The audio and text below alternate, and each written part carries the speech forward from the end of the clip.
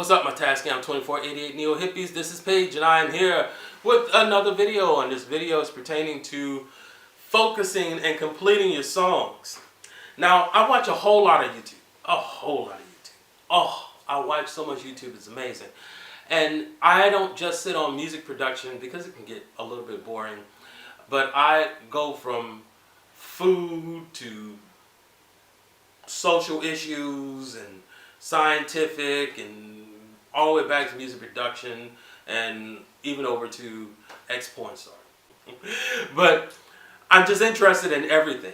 I had been a voyeur my whole life, going down to the French Quarter with my shades on and just looking at people and kind of assuming or guessing what their lives were like, and then taking that back home with me and creating songs around those ideas. Well, now I don't have to do that. I can just go right to YouTube. I can get into anybody's life. If I want to know how these people live, or that person lives, or that sexual identification works, or whatever, I can watch videos on people who will tell you their life, which is amazing to me. And then when I get back to music production, I find that there are like 30,000, 40,000 videos on compression. And all kinds of mix tips, all kinds of theory tips, and no one is writing songs. It's amazing that 5 years, even though I wrote a lot of songs in 5 years of watching YouTube, I find that the people who give you all those tips and techniques don't actually have any songs anywhere. No shade at all. But my thing is, for my brothers and sisters in the struggle, don't get caught up in the loop, because the loop will give you gas. And I'm talking about gear acquisition syndrome.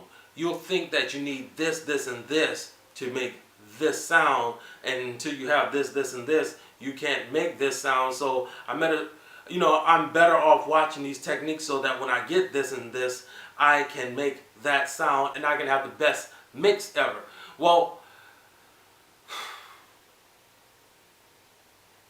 the general listening public could give a shit about your mix tip and what VSTI or hardware compressor you use to get the sound, because the sonics typically don't matter to the general listening public. All they care about is, can I shake to it? When I listen to it, does it draw an emotion to me? In certain genres, is it a good listen? In all genres, is it a good listen? Because if it is a good song, that vocal's a little bit lost, it doesn't matter. It doesn't matter. I listened to Michael Jackson and I heard Jam the first time and like, the voice sounds down. And all that happened was I adjusted my ears to listening to that. When I started listening to grunge, it's like they're screaming. There's not really too much singing. And then after a while, my ears just adjusted to the screams, and now I can decipher one person's scream from the other person's scream. If it's a good song, it's a good song. And you can tell it's a good song because when you let someone hear it, they're into it. Dre has a thing where he says, when I play the song and in a few seconds somebody's not doing this, then I scrap that and I don't mess with it. Doesn't have anything to do with the mix. Though I heard that he could be very meticulous and, real anal about how things are mixed. But you start off with a good song first. You have to get your song together. I would say to anyone, when you are writing your song and recording your song, that's when you need those tips. Let's say you're writing your song and you got a 1-5-4 working. And you're like, I feel like it needs to go somewhere. And then you go and check out something and you find that, yeah, I'll add a 6. Okay, you add that 6 in there, and now you got a perfect chord structure to do your verse and chorus. And now you're thinking about a bridge. Well, you go to that same person who gave you that tip or another person who can give you another tip, and you learn where to go in the in the scale structure to find a chord that will give you the perfect lead in for your bridge. And then you do a chord structure and progression for that. And now you got your bridge, your verse, your chorus, and then you go ahead and track that. Alright, you're going to track that guitar direct using a multi-effects box, then you're good. You just find a sound that works for you or create one that works for you. You track it. You're going to do some live singing. That's when you go and find a vocal tip. You know, oh, I need this screen, a pop filter, and I need this, you know, a mic, or I have the mic that I need for this. And, you know, that's when you go after those things. If you're going after those things and you have no song, then you're starting to have a lot of tips. And you will never get a song because you just keep going for tip after tip after tip. Because after a while you start to be unsure if you're good enough, because I didn't know anything about sidechain compression. Maybe I need to sit here and learn about all kinds of shit so that I can at least know about it. You know, I didn't know about mid-side. You didn't need to because you haven't even finished the song yet. I would say start working your song out and get to those points where you need it. It's sort of like a thing I've said on many occasions to friends and people who patronize me for music. Grow out of the thing before you buy the new thing. So that means for this thing that we're talking about, get to the point where you need that information to use that information. You will learn to use it better if you're using it on something. But if you're just sitting down week to week getting mixed tips every time that person releases a video, then you're doing them a disservice and yourself, because you're no longer writing songs. You've become a student of know-it-all so that I can complain to people when they say it wrong. I've worked on everything. I've worked on tape. I think I've said this before, but I've worked on tape, hard drives, ADATs, and DAWs.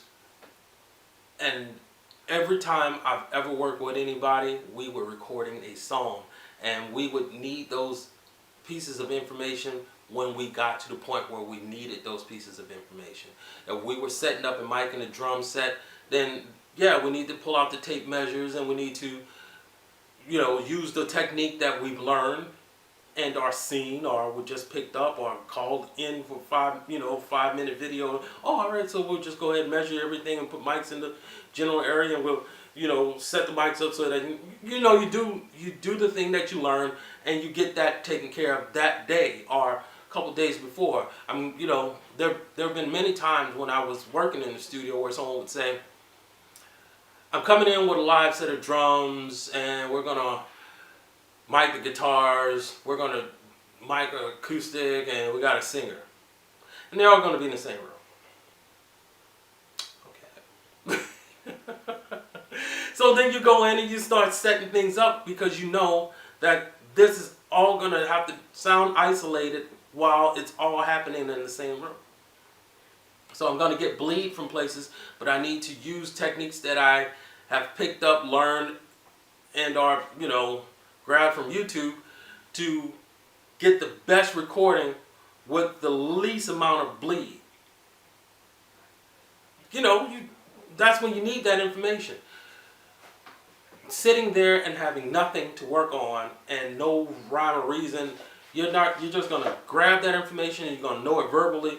You never used it, and you're just gonna use that to tell people what you think about their song, as if you were a judge on American Idol. I never let people listen to my music and say what you think. I just let you listen. I don't actually care about what you think, because I do know what's going to happen. If you are an engineer person, you're going to pick apart all of the engineering things. If you are a songwriter yourself, you're going to pick apart all the story structure in the vocals or in the lyrics. If you are a vocalist, you're going to pick apart all the time something was flat. If you are a general music listener, you're going to listen to that song and say, oh yeah, I like it. Can I get one? Or can I stream it somewhere? Or can I hear it again? You're never going to say, you should have used LA2A for this, because that would have gave, they're not going to say that. I like that. Can I hear it again? If it's not recorded standard, they may say it's lower than everything else that I'm listening to. You might want to push the volume up on it and then put it up again so that it can be like everybody else. That's all they're going to say. They're not going to say you needed that waves limiter so that you can get your volume up. No, they're not going to say that. They're going to either say they like it or they don't. The people who do music in any facet on creative or production, they are always going to tear it apart. Someone who makes movies will tear your movie apart before they actually watch the movie. I'm saying all that to say this. Focus on your songwriting. And gain the knowledge you need as you need it. Like if you got a song and it's 2 chords and you want to add a 3rd one, then yeah, go and check out a theory thing where someone gives you that 3rd chord. You want to add a bridge, go and find that thing that will show you how a bridge is structured in a song, and that'll show you what chord you need to be on to make that change happen, and then what progression would work best to get you back to your perfect 1, 5, 4, 6. But anyway, this is Paige and I'm here. I just wanted to give you a tip. You guys have a good day and see you on the next video.